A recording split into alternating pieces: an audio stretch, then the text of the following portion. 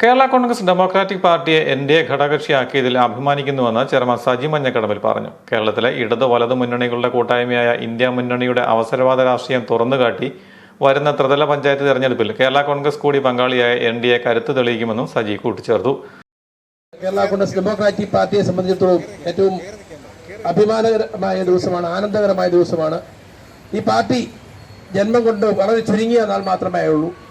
ഏതായാലും ദേശീയ ജനാധിപത്യ സഖ്യം കേരള കോൺഗ്രസ് ഡെമോക്രാറ്റിക് പാർട്ടിയെ ഇന്നലെ അതിന്റെ ഘടകകക്ഷിയായി അംഗീകരിച്ചു എന്നുള്ളത് ഏറ്റവും വലിയ ഒരു അംഗീകാരമാണ് ഈ പാർട്ടിക്ക് BJP നേതൃത്വത്തിലുള്ള മുന്നണി നൽകിയിരിക്കുന്നതെന്ന് പറയാൻ ആഗ്രഹിക്കുകയാണ്.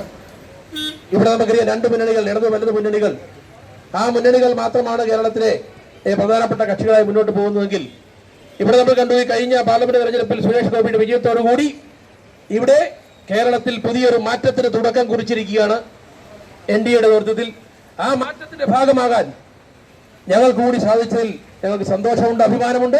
കേരള കോൺഗ്രസ് ഡെമോക്രാറ്റിക് പാർട്ടിയെ എൻഡിഎയുടെ ഘടകകക്ഷിയാക്കിയതിന്റെ സന്തോഷ സൂചകമായി കോട്ടയം KSRTC ബസ് സ്റ്റാൻഡിൽ മധുരപലഹാര വിതരണം നിർവഹിച്ച് സംസാരിക്കുകയായിരുന്നു അദ്ദേഹം. സംസ്ഥാന office charge general secretary Prasad Ullikunnam, vice chairman professor Balu G. Vellikkara, treasurer Roy Jose തുടങ്ങിയവർ പ്രസംഗിച്ചു.